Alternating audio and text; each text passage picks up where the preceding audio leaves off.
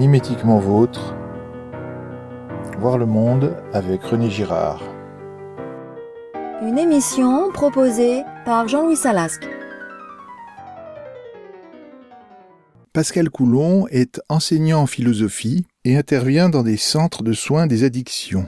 C'est un bon connaisseur de la pensée de Girard. Il a publié en 2012 « L'impensable violence », dans lequel il expose et formule une analyse critique de la théorie girardienne. Voici ce qu'il écrit dans son chapitre intitulé « Apocalypse ». Pascal Coulon. Sur un plan politique, pour René Girard, les conquêtes de la modernité s'enracinent dans la révélation chrétienne. On pourrait dire tout d'abord que la séparation moderne de l'Église et de l'État est une fille lointaine de ce processus de sécularisation inhérent à la rupture chrétienne. L'émergence progressive de l'État suppose en effet une séparation des formes de pouvoir archaïques liées à la vengeance et au mécanisme émissaire. Cette rupture oblige en quelque sorte le pouvoir à s'exercer sur d'autres modalités que celles du sacrificiel. Mais si la révélation peut être considérée comme source des droits de l'homme et de la démocratie, c'est principalement en raison de la force d'universalisation de son message. Il n'y a plus ni juif ni païen, ni maître, ni serviteur, ni homme, ni femme. D'une certaine manière, René Girard rejoint sur ce point l'analyse de Tocqueville, qui attribue un rôle éminent, voire initial, au christianisme, dans le processus providentiel d'égalisation des conditions. Cette universalisation implique la montée en puissance de l'individu, avec une attention à son intégrité et à sa fragilité. Or, cette configuration sociologique nouvelle requiert la création de normes de protection, d'instances transcendantes renouvelées, telles que les institutions judiciaires et l'État, qui doivent remplacer la transcendance de la victime émissaire. Dès lors que la violence n'est plus régulée par le mécanisme émissaire, il est assez logique qu'émerge progressivement une instance étatique et légale, seule détentrice du monopole de la violence légitime. La dissolution du sacré archaïque et l'universalisation du message christique sont donc à la source de la démocratie moderne, selon René Girard. Pourquoi parler de paradoxe ? Précisons tout d'abord que révélation est la traduction consacrée pour apocalypsis. En ce sens, l'Apocalypse est d'abord une bonne nouvelle, ce moment historial qui ouvre la voie à la victime, une voix qui retentit dans toute l'histoire moderne et qui n'a jamais cessé de s'amplifier. Voici ce qu'écrit René Girard, dont je vois Satan tomber comme l'éclair.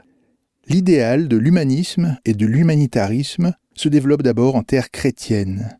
L'idéal d'une société étrangère à la violence remonte visiblement à la prédication de Jésus, à l'annonce du royaume de Dieu. Loin de diminuer, à mesure que le christianisme s'éloigne, son intensité augmente. Fin de citation.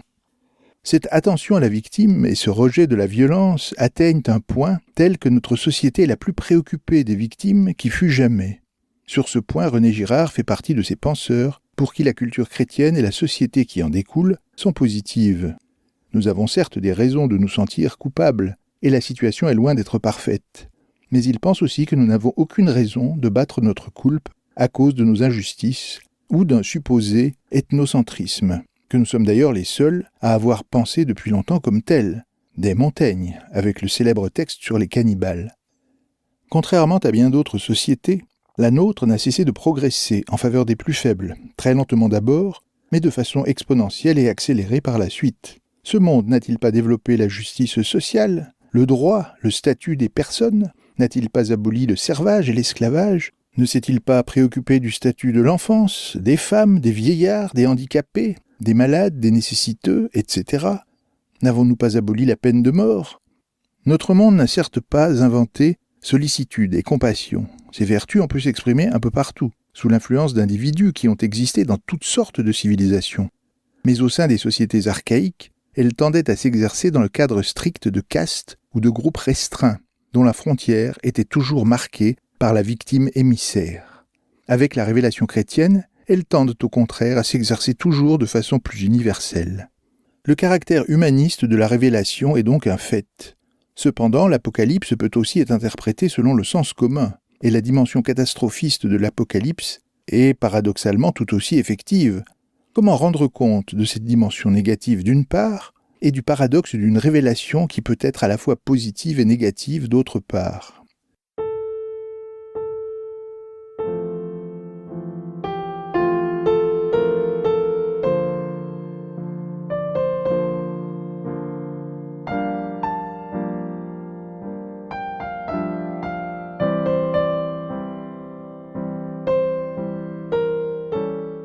Le dévoilement du mécanisme émissaire est certes une bonne chose en soi, en ce qu'il met un terme à la persécution de la victime.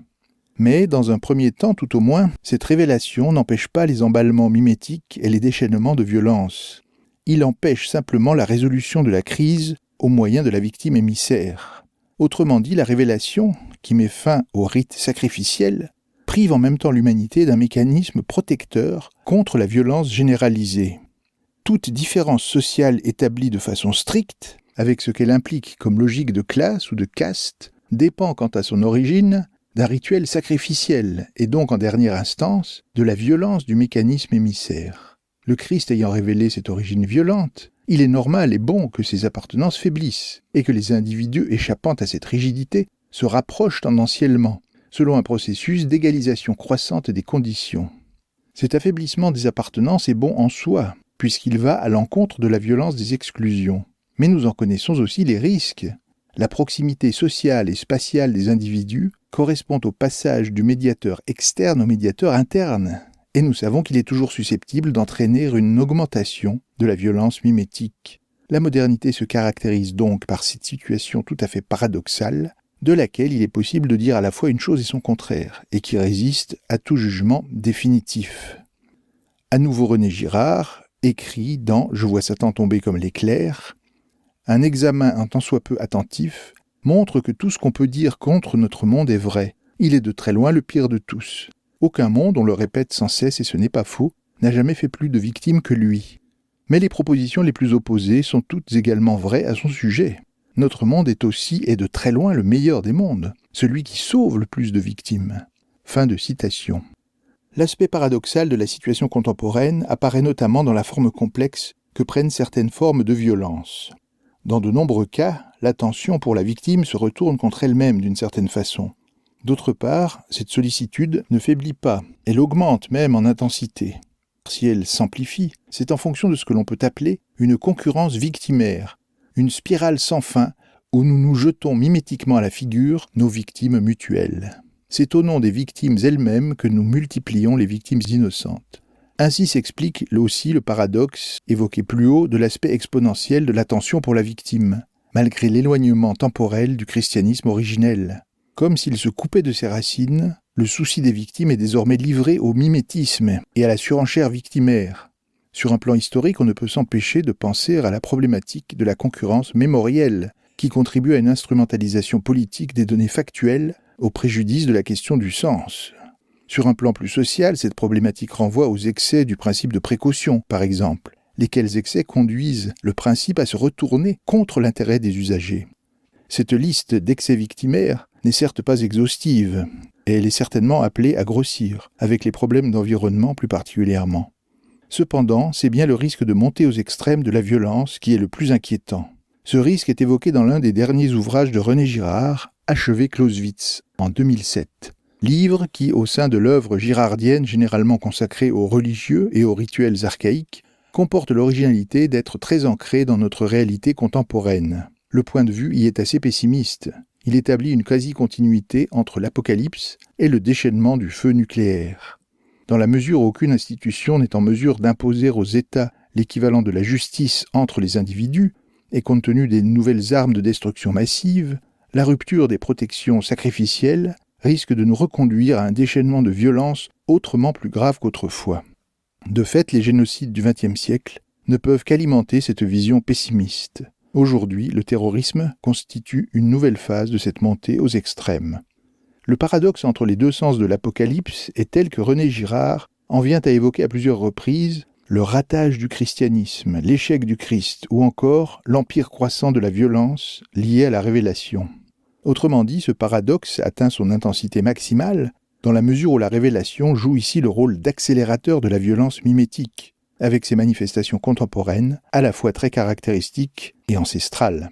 René Girard assume ce paradoxe en quelque sorte sans chercher outre mesure à le résoudre. Quoi qu'il en soit de ces aspects paradoxaux, la vision de René Girard est donc teintée de pessimisme. Dans Achever Clausewitz, le sens de l'histoire est devenu celui de la montée vers l'apocalypse. Or, plus cette fin devient probable, moins on en parle. La situation est-elle donc sans espoir ? Peut-être faut-il comprendre que ce pessimisme a une fonction stratégique. visant à éveiller les consciences et à modifier les manières de penser. René Girard nous dit « Vouloir rassurer, c'est toujours contribuer au pire ». Face à l'impensable violence, l'argumentation rationnelle est certainement une condition nécessaire, mais pas suffisante. René Girard considère probablement que la peur, pourvu qu'elle soit canalisée et structurée, peut être une meilleure conseillère. Le pessimisme de l'auteur ne doit donc pas être assimilé à un fatalisme. La révélation chrétienne conduit aussi bien à l'humanisme de la sollicitude pour les plus faibles qu'à la bombe à neutrons. À partir de cette situation que nous n'avons d'autre choix que d'assumer, l'homme est libre malgré tout. En ce sens, la rivalité mimétique n'est pas incontournable. Il ne partage pas la vision trop optimiste d'une évolution linéaire de la révélation dans l'histoire. L'évolution est effective et progressive, certes, mais elle se fait de façon laborieuse, par à-coups.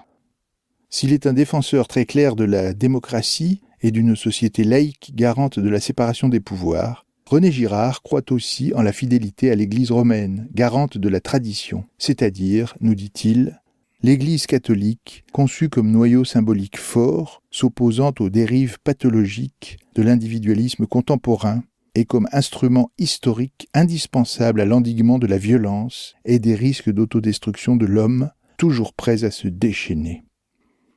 Merci de votre écoute. À notre prochaine rencontre.